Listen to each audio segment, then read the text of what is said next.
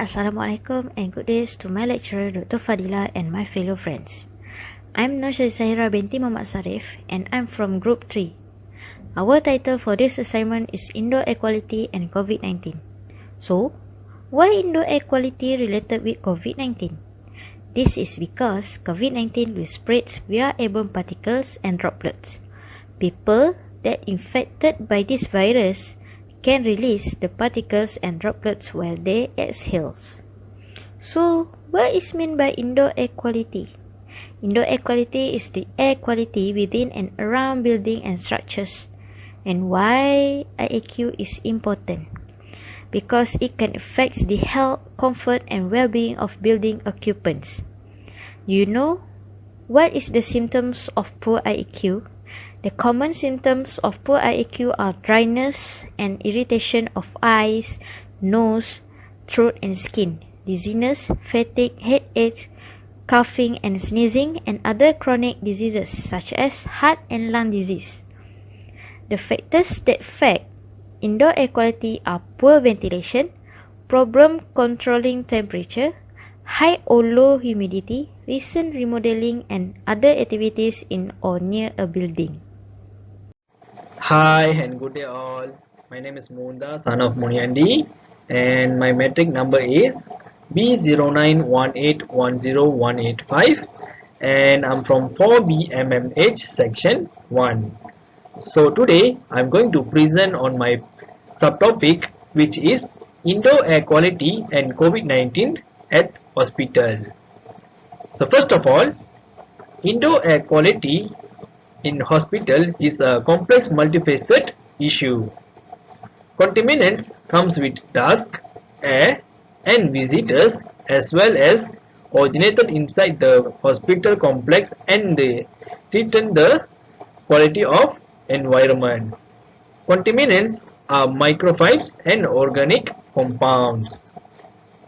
And then ventilations and filtrations provides a means of fighting contaminants by reducing their concentration. Okay, now we look at the maintenance. So how to maintain indoor air quality at hospital?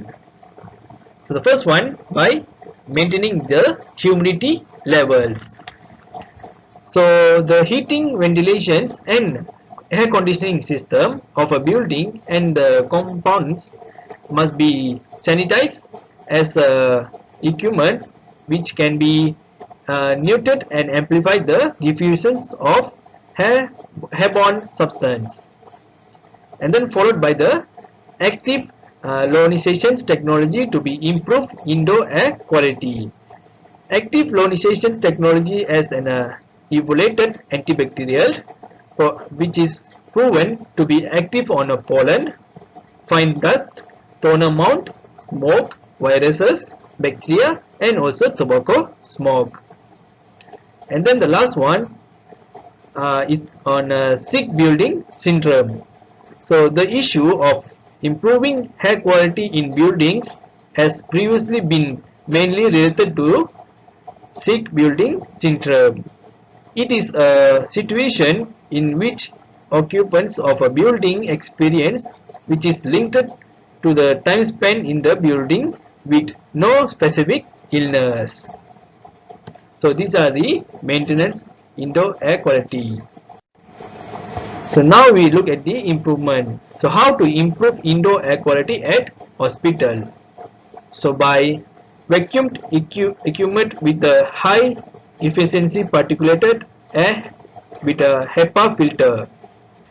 So by improved indoor air quality by capturing fine the dust rather than displacing it into the air. Vacuums with the true HEPA filters reduce the amount of airborne particulates so that patients, visitors and staff can breathe easily. So that's all from me. So I will pass to my friend. Thank you. Hi, my name is Muhammad Izzat Izzuddin bin Hanafi and my matrix number is B0918101329. I'm going to continue with my slide, which is indoor air quality at home.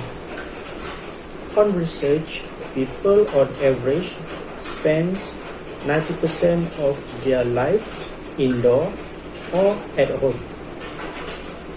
The indoor air quality are 2 to 5 times more pollutant than outdoor air quality.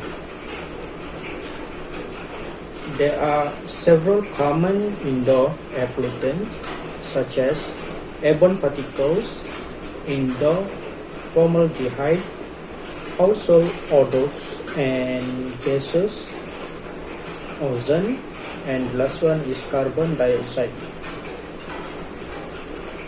Next slide. What happens if indoor air quality are lower than suggest? First, it can irritate your eyes, nose, and your throat. The second one is it can cause headache, dizziness, and body fatigue. The third one, it can affect the breath, causing shortness and trigger asthma. And the last one, it can affect the heart and harm the cardiovascular system. The last one from me, there are several steps to improve air quality at home. The first one is improve the ventilation. Improve ventilation is from change filter for your air conditioning system or install the cooking vent. Second one is to improve humidity. We can control humidity but it's not okay if humidity is too low or is too high. The third one is cleanliness, which is we can improve air quality at home by open the window, which is can let the fresh air in, and regularly clean your carpet or rugs. The last one is improve the purification. We can install air purifier, which is can reduce dust, mold, and other particles. Assalamualaikum warahmatullahi wabarakatuh. My name is Mama Uzai bin Susabri and my matrix number is B0918100042. Today, I want to present about air quality at the office. Firstly, air inside the office is accumulating pollutant from occupants. And secondly, occupants' activity and from the building fabric or other source. Secondly is about how COVID-19 transmission in bond occur. Virus transmission occur via direct on person or indirect on object contact and airborne droplets and aerosol routes. While transmission via direct or indirect contact occur in short range, airborne transmission via aerosol can occur over an extended distance time. And lastly, inhaled virus bearing aerosol deposit directly along the human respiratory tract. And thirdly is about how to improve indoor air quality at the office. And firstly, running the blower fan of the air conditioning system in the building can lower the risk of infection. This study show that when we running the blower fan, the system can lower the risk of infection. Example, when the unaffected person stay with the affected person, the risk can be low.